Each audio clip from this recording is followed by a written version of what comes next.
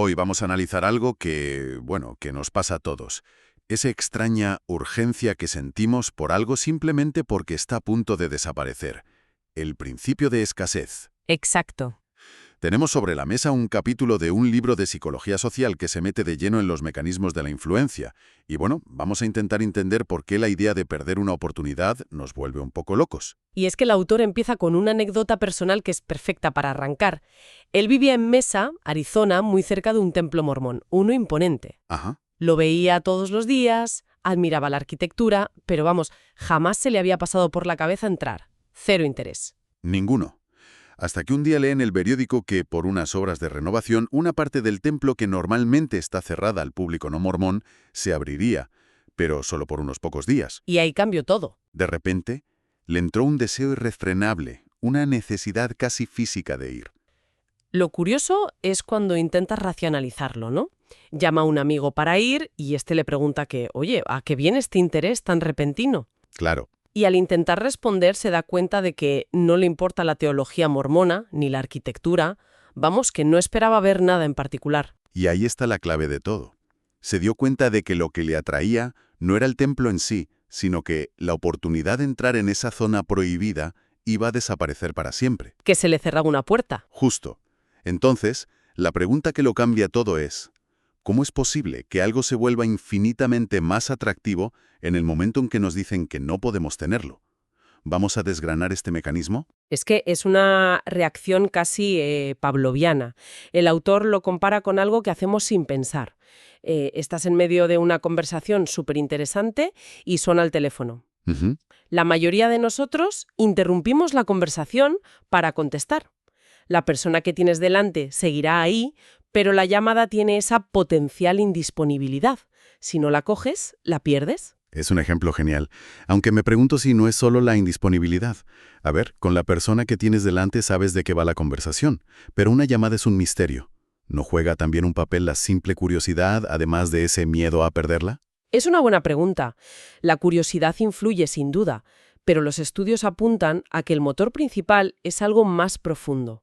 Estamos programados para reaccionar con más fuerza ante la perspectiva de una pérdida que ante la de una ganancia equivalente. O sea, ¿quieres decir que nos duele más perder 10 euros que la alegría que nos da encontrar 10 euros? Exactamente. Y esto se ha medido. A un grupo de propietarios se les intentó convencer para que aislaran térmicamente sus casas. A la mitad se les dijo el dinero que ahorrarían cada mes. Vale. A la otra mitad, el dinero que estaban perdiendo cada mes. Pues el mensaje de la pérdida fue infinitamente más persuasivo. Increíble. Y se aplica incluso a la salud, que es algo muy personal, en unos folletos para fomentar la autoexploración mamaria. Sí, ese ejemplo es buenísimo. Los que se centraban en los riesgos para la salud que se podían perder si no se hacía, funcionaron mucho mejor que los que hablaban de los beneficios que se podían ganar. La amenaza de que te quiten algo es un motivador brutal. Y claro, en cuanto entiendes este resorte psicológico, empiezas a verlo por todas partes, sobre todo en el mundo de las ventas y el marketing. Totalmente. El coleccionismo es la máxima expresión de esto. Un objeto no es valioso por su belleza o utilidad, sino por su rareza. Me fascina el concepto que menciona el texto.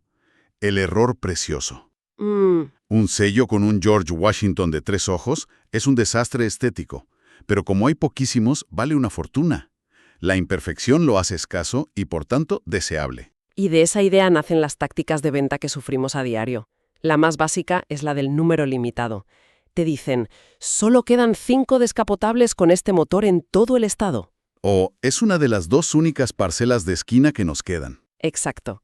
A veces es cierto, a veces no, pero el efecto es el mismo, crear una urgencia que anule el pensamiento racional. Pero hay una versión de esta táctica, la que describen de la tienda de electrodomésticos, que ya roza lo maquiavélico, me ha dejado helado. Uf, esa es terrible. Imagina la escena. Un vendedor ve a una pareja interesada en una lavadora en oferta. Se acerca y, con cara de pena, les dice: «Veo que les interesa este modelo. Qué lástima, acabo de vender el último hace 20 minutos». En ese preciso instante, la lavadora se convierte en la mejor del mundo a ojos de la pareja.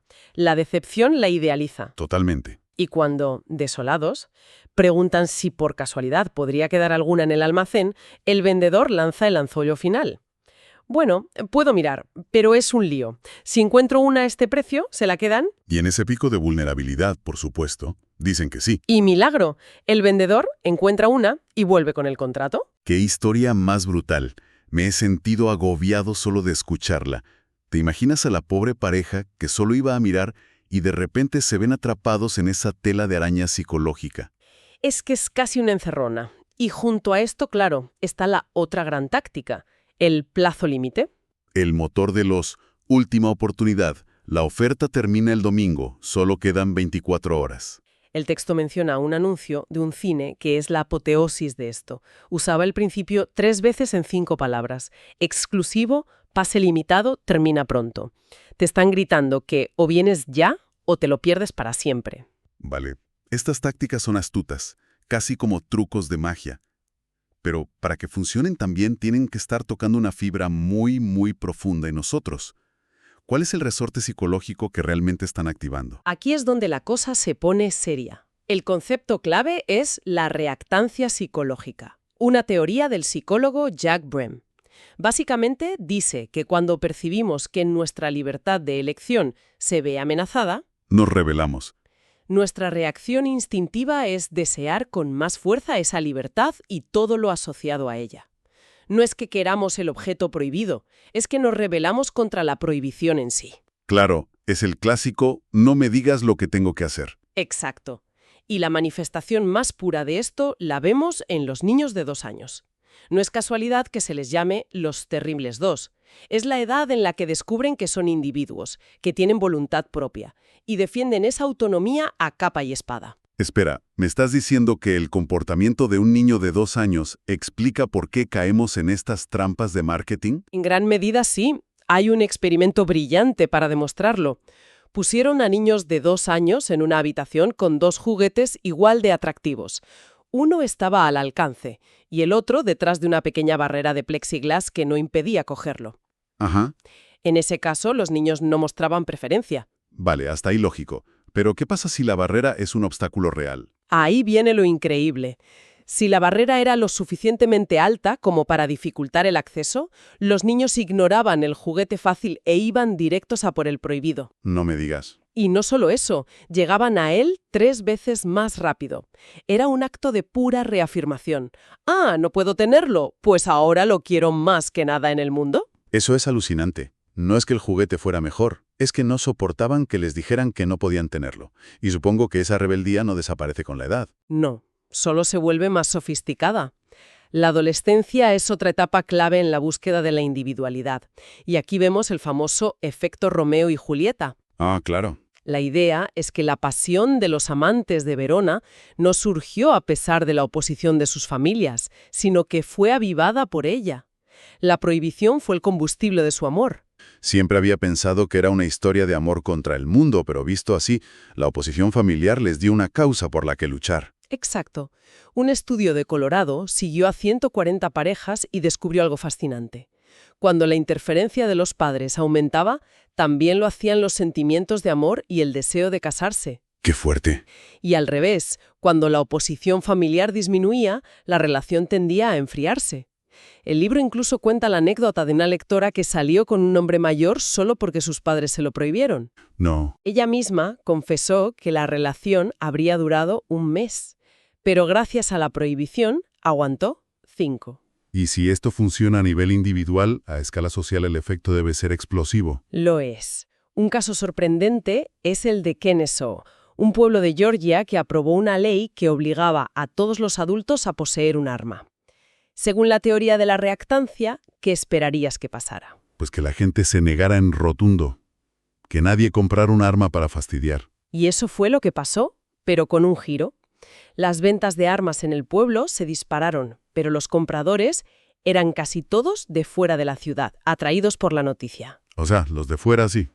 Los residentes de Kennesaw, a quienes se les estaba coartando la libertad de no tener un arma, ignoraron la ley masivamente. Es una demostración perfecta. Y el caso de la prohibición de los detergentes con fosfatos en Florida es igual de bueno. La primera reacción fue la predecible.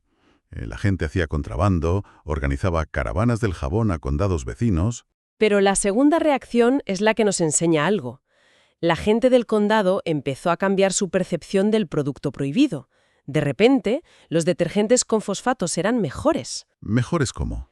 Pues creían que limpiaban más, que eran más suaves con la ropa, que dejaban los blancos más blancos. Empezamos a inventar virtudes para justificar nuestro deseo irracional por lo prohibido. Y si esto pasa con un detergente, ¿qué no pasará con la información? La censura debe ser el mayor activador de reactancia que existe. Sin duda. Cuando se nos prohíbe acceder a una información, no solo la deseamos más, sino que tendemos a estar más de acuerdo con ella, incluso sin conocerla. Increíble. Un estudio en la Universidad de Carolina del Norte es demoledor.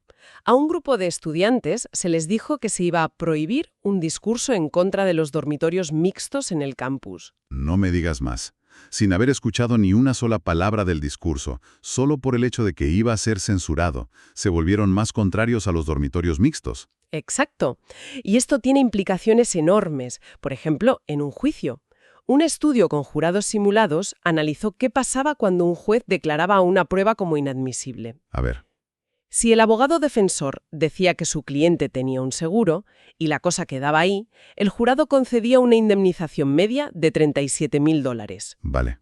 Pero, si el abogado decía lo mismo y el juez intervenía diciendo «esa información es irrelevante y ordeno al jurado que la ignore», se producía un efecto rebote. La indemnización media subía a $46.000. ¡Qué barbaridad! Situaciones en las que este principio de escasez se vuelve todavía más poderoso. Condiciones que lo amplifican. Esa es la pregunta del millón. Y la respuesta nos la da un experimento delicioso. Literalmente, el experimento de las galletas de Stephen Worchel. ¿Galletas? Galletas. En su versión básica se ofrecía a los participantes una galleta de un tarro que tenía 10 o una galleta idéntica de un tarro que solo tenía 2. Como era de esperar, la galleta del tarro casi vacío fue valorada como más deseable. Escasez simple. Pero intuyo que hay más. Mucho más. El segundo hallazgo fue clave. A algunos participantes se les daba primero el tarro con 10 galletas y al poco rato se lo cambiaban por el tarro con solo 2. Sino aquellas que vemos desaparecer ante nuestros ojos. Precisamente. Y esto tiene un paralelismo brutal con la política y las revoluciones. El historiador James C. Davis postuló que las revoluciones no las inician los pueblos que siempre han estado oprimidos, sino aquellos que han experimentado un periodo de mejora que de repente se ve frustrado. Claro. Son las libertades recién adquiridas y ahora amenazadas las que sacan a la gente a la calle. Como los disturbios raciales de los años 60 en Estados Unidos, que vinieron después de años de progreso, o la resistencia al golpe de Estado en la Unión Soviética en el 91, después de la glasnost y la perestroika. Justo. Una vez que pruebas la libertad, no dejas que te la quiten sin luchar. La nueva escasez es un detonante muy poderoso. Pero el experimento de las galletas reveló una condición final, la más potente de todas. Venga, suéltalo. ¿Cuál es el cóctel explosivo definitivo? La escasez combinada con la demanda social. Al grupo más interesante del experimento se le quitó el tarro de 10 galletas con la excusa de que se necesitaban para otros participantes. Ya veo por dónde vas. Esas galletas, las que eran escasas porque otros las querían, fueron las mejor valoradas de todas. La elección es clara. La competencia por un recurso limitado nos vuelve locos. ¿Es el amante que se vuelve indiferente y de repente se apasiona cuando aparece un rival? ¿O el agente inmobiliario que te dice, tengo a otro comprador muy interesado de fuera de la ciudad, para que tomes una decisión ya? Y el ejemplo definitivo de esta locura colectiva es la historia de la gran subasta del Poseidón. En 1973, Barry Diller, un ejecutivo de la ABC, pagó $3,3 millones por emitir una sola vez la película La aventura del Poseidón. ¿Una sola vez? Una cifra tan astronómica que garantizaba que la cadena perdería $1 millón. Pero, ¿por qué un directivo tan inteligente haría algo así? Es que no tiene ningún sentido empresarial. Porque fue la primera vez que los derechos de una película taquillera se subastaban abiertamente entre las 3 grandes cadenas, ABC, CBS y NBC. Se creó la tormenta perfecta. Un recurso único. Y una rivalidad directa y pública entre competidores acérrimos. Demanda social en estado puro.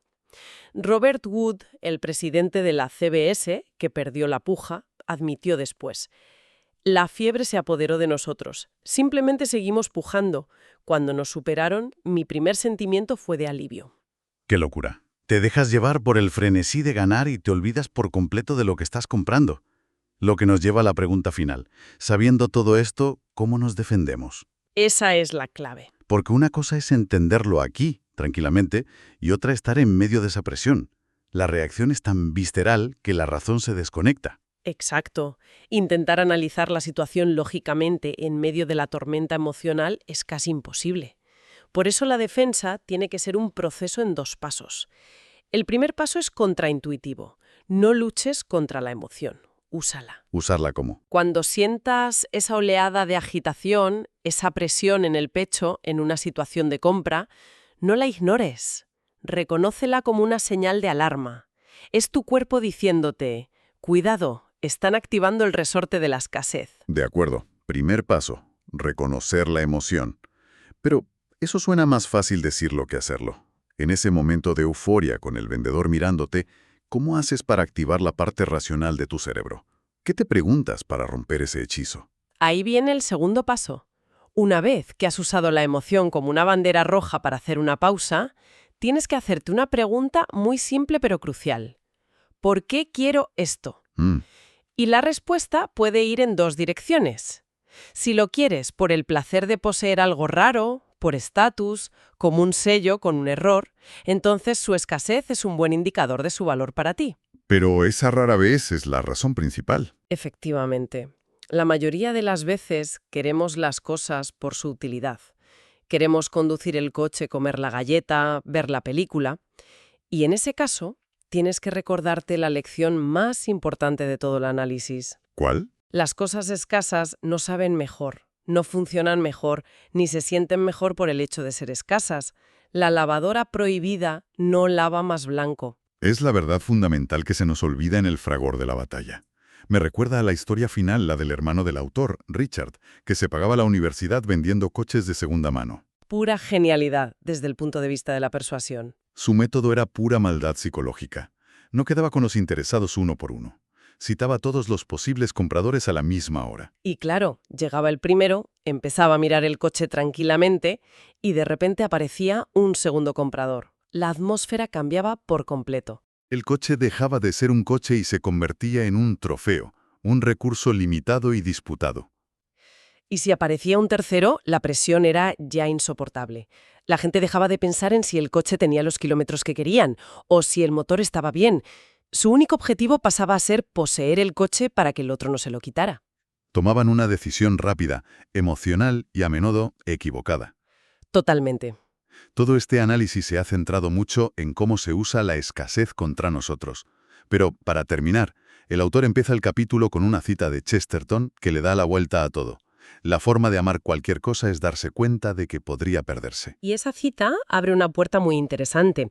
Nos deja con una pregunta para reflexionar.